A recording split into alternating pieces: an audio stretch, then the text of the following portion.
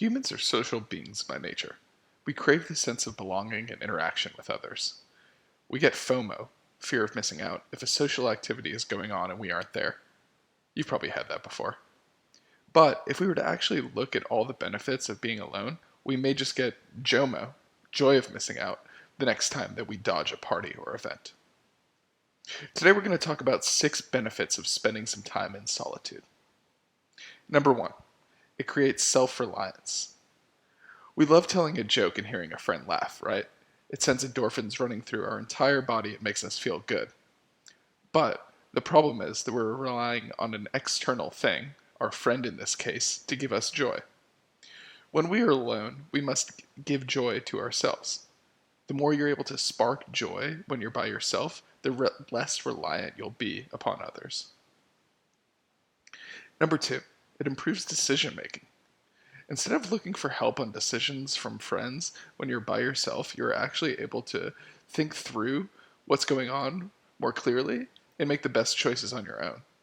I know sometimes opinions from friends can be helpful, especially if they're an expert in that area or have had experience there before, but a lot of times we only know what's best for ourselves, and it's better to think through all of the possibilities alone and then come to a conclusion ourselves.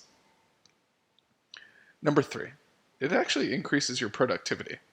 I know, of course it's fun to hang out with friends, but it can very easily take you away from your goals. Maybe you had planned to go to the gym, or you wanted to get started writing a blog post, or make videos to post on YouTube. I find the more time that I spend alone, the more personal goals that I'm able to reach.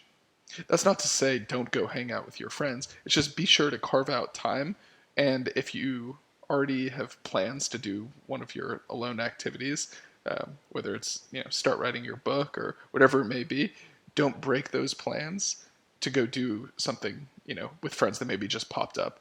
Don't get that FOMO. Number 4, it helps you reflect. It's so easy for us to go from task to task in our daily lives and never take the time to step back and reflect on what is actually going on.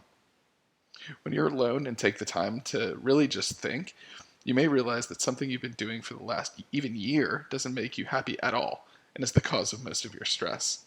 Kind of like an audit. By sitting and reflecting, you'll actually be able to identify and create a plan to change those negative things that are going on in your life. Something if you were just wrapped up in the day-to-day, which you normally are, you won't be able to really take that to the next level. Number 5, it recharges you. It can be exhausting being in large groups day in and day out. At work, at dinners with friends, at parties. It can all drain us physically and emotionally. You've probably been exhausted before and had a friend call you to drag you out to go out with them, but you weren't really feeling it to begin with, but you went anyways. You likely didn't bring much joy to yourself, or probably even your friend for that matter. Next time, opt to stay at home and recharge. Then the next time you'll go out, it'll be even better. Number 6, it keeps you more engaged. By actually spending the time alone and working on yourself, when you do eventually take the time to then go spend it with friends or family, you'll find yourself more engaged in conversation. When you have a better handle on your own personal goals, then you're actually able to open up and help your friends with their own life. So the next time that maybe an opportunity comes for you to go out and you're really not feeling it, or you'd rather spend the time focusing on yourself, don't get that FOMO. Bring that JOMO,